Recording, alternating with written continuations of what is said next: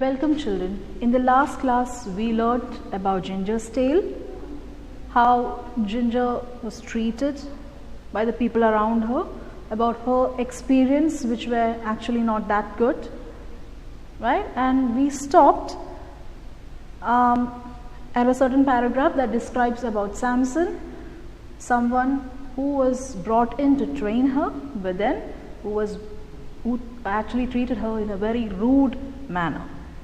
Right? Now let us continue, children. I hope you had read the lesson and I hope you are familiar with whatever is being mentioned here. Okay, so we turn to page 86 now. Ginger stamped her foot in anger and went on. If I did not do exactly what he wanted, he would make me run round with that long rein in the training field till he had tired me out. One day he had worked me hard in every way he could and left me tired and miserable. I had hardly an hour's rest when he came again for me with a saddle and a bridle and a new kind of bit. He tried mounting me on the training ground when something I did made him angry, and he hit me hard with the rein. The new bit was very painful, and I reared up suddenly. In protest, I began to kick and plunge and rear as I had never done before. For a long time he struck to the saddle and punished me cruelly with his whip and spurs. But at last, after a terrible struggle, I threw him. So here, as you know, there was a struggle between Samson, the rude or the cruel master, and Ginger. He was trying to control her, was trying to tame her, but then in a very hard manner and hard and painful manner. And so Ginger, she did not obey. She became much more violent because she wanted to protect herself, because she knew that she was going through a lot of pain and stress, right? She was going through a lot of pain and stress, and because of that she did not listen to what he wanted her to do. She did not obey, and instead Samson became much more hard and cruel towards her, and she had to go through a lot of pain and struggle, right? And she says that she stamped her foot in anger and she went on. If I did not do exactly what he wanted, he would make me run round with that long rein, just like a whip, right? A long rein in the training field till he had tired me out. So he would make her run around, and he would have a whip with him, and he made her run extra rounds, and she would be really tired. One day he had worked me hard in every way he could and left me tired and miserable. Meaning of the word miserable means in a very bad state, physical state. She was exhausted to the core because she was going on, this process was never ending, and he made her run around because he wanted to actually break her in. That is, he wanted to make her obey, do exactly what he wanted to. And when she refused to, he punished her actually, that is the word. He punished her to an extreme extent that he made her run around, and she was totally miserable. Physically, she became very weak and tired. I had hardly an hour's rest, and when he came again with a saddle and a bridle, right? Saddle is given here, a leather seat for a rider on a horse. So a rider actually sits on the saddle. And bridle, a set of leather bands attached to the rein that is put around a horse's head and used for controlling it. So reins are actually fixed onto the horse's head so that the rider can control the horse. Okay. And a new kind of a bit. So bit is a metal bar that is put in a horse's mouth so that the rider can control it. So can you imagine so many things made out of straps and iron put into the horse's mouth, and the horse is being controlled to a great extent. So there would be a great deal of pain also associated with it, and that is how they try and control the animal. But some animals are wilder, some horses are wilder, and it takes a lot of pain and struggle on the part of the horse in order to endure this, to go through this process. He tried mounting me on, so he tried climbing onto Ginger on the training ground, and when something I did made him angry. So when Samson was angry, he hit me hard with the rein. So Samson was again, what can I say, he was a very ill-mannered, hot-tempered person. He gets angry very easily, right? So while dealing with animals, and especially while dealing with horses, the rider is supposed to be patient. Well, Samson was just the opposite. He was someone who was hot-tempered. He gets angry very easily. And when Ginger does not obey what he says, he would punish her by hitting her hard with the rein. The new bit was very painful. So the bit, as you know, is a metal bar that is put in a horse's mouth, and that was very painful for Ginger, and Ginger reared up. So she reacted. In protest, she began to kick and plunge. She began to be restless and she plunged. That means she rose up from a position, right? She rose up with her hind legs forward. She just rose up, plunged and reared. I had never done before. Yes, so she became very agitated and she started doing things she has never done before, because physically she was undergoing a lot of pain. So she began to kick and plunge and rear. I had never done before. For a long time, he struck to the saddle and punished me cruelly with the whip. So he was doing his duty as usual. He was punishing the horse without any mercy. Continuously he was hitting her. So obviously the animal could not bear the pain, and so she started plunging, she started rearing. What all did she do?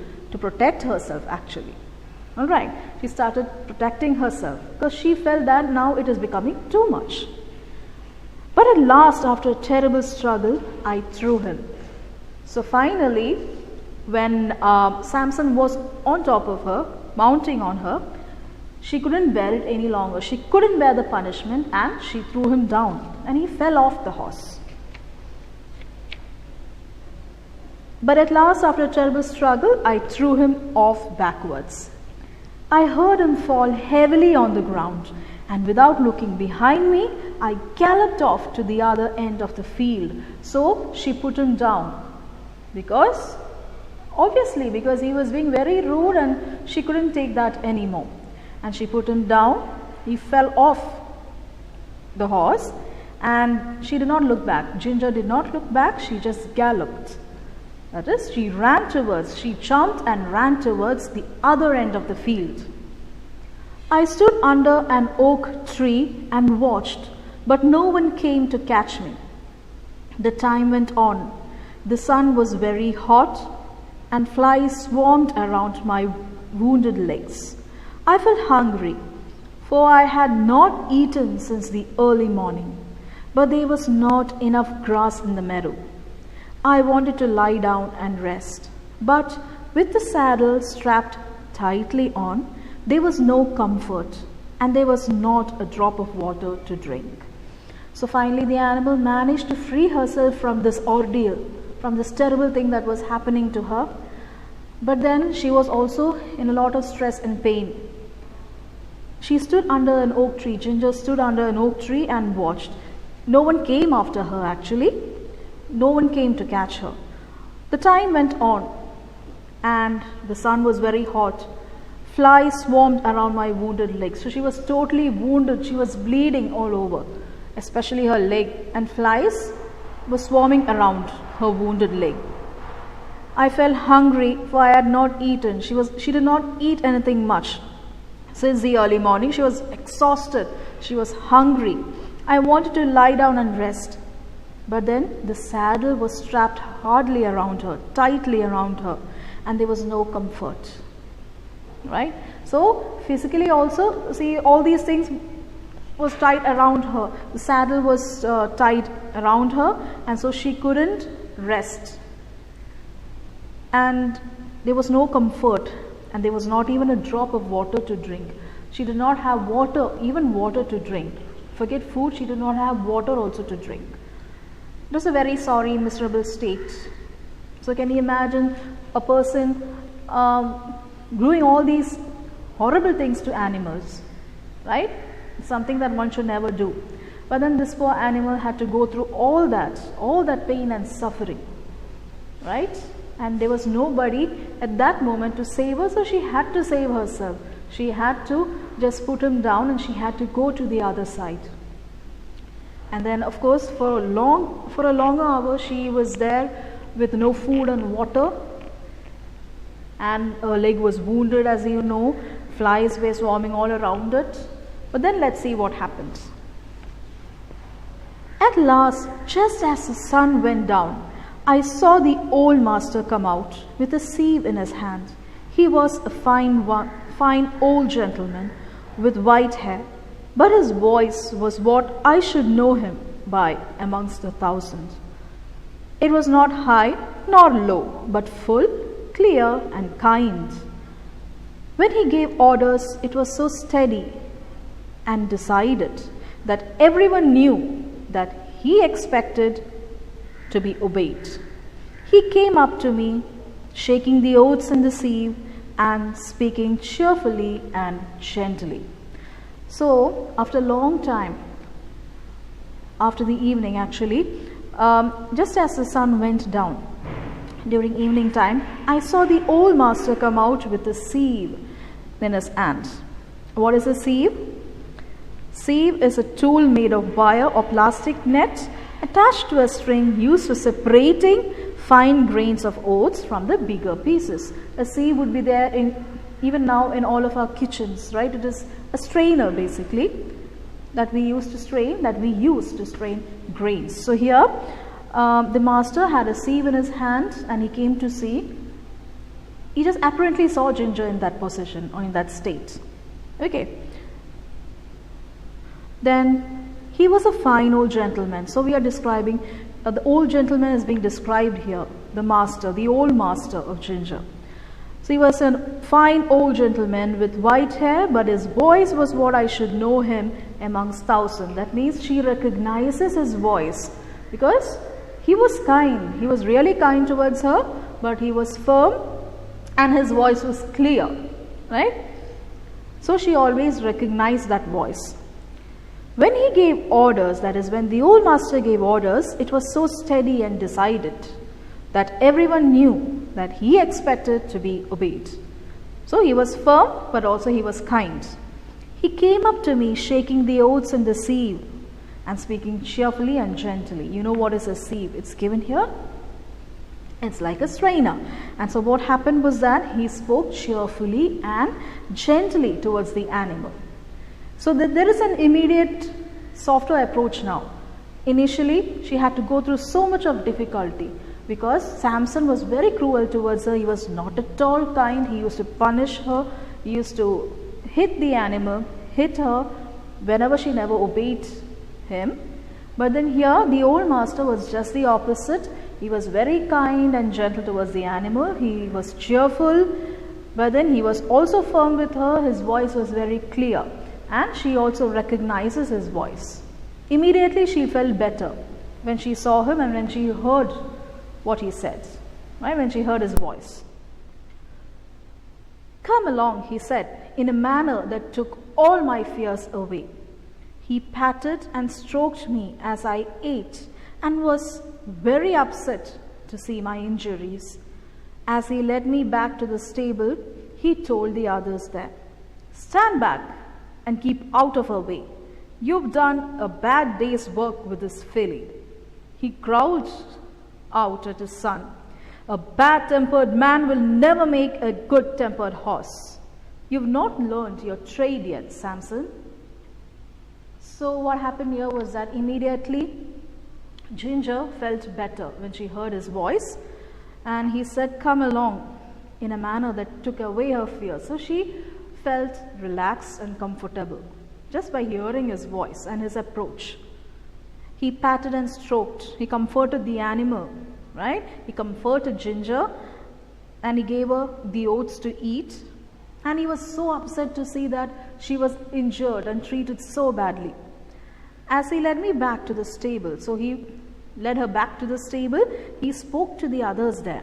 And he told them, stand back and keep out of her way. He was very angry. And he's saying, you've done a bad day's work with this filly.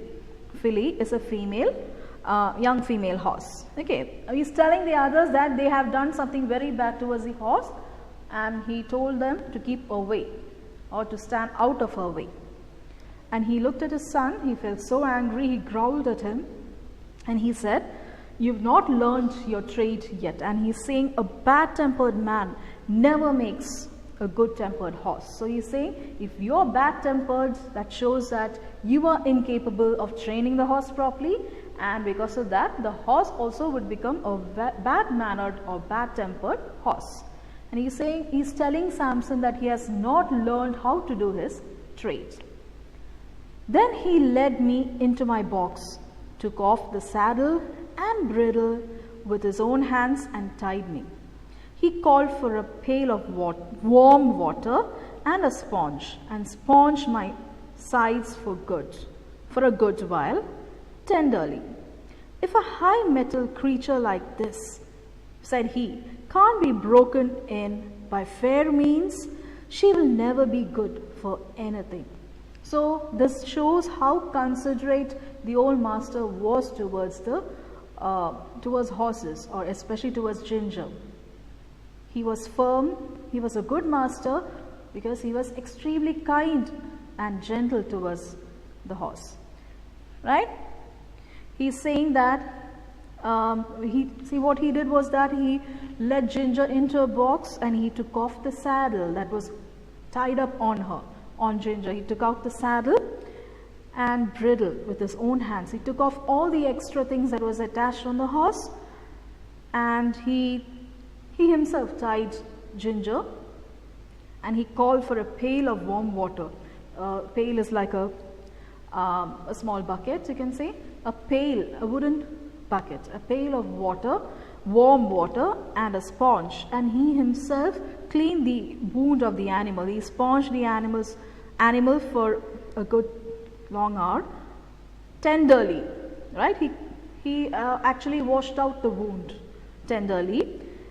And he's saying, if a high metal creature, high metal meaning here means full of anger and energy. So Ginger was an animal that had a lot of energy and had a lot of emotion, because she had to go through a lot of struggle right from her younger days onwards. She had bad experiences with human beings, so she generally had, you can say, an attitude of protest towards human beings. So when they came towards her, when they wanted her to obey, and when they used force against her, she used to react in a very negative manner. Right? So she was high metal. That means she was full of anger and energy. And the old master is saying, if a high metal creature like this can't be broken in or can't be trained by fair means or in the fair manner, she will never be good for anything. So he is telling his son, basically, or he is saying that if a high-spirited horse or a horse with a lot of energy and wildness won't be trained or tamed in the fair manner, the horse would not be able to do anything good.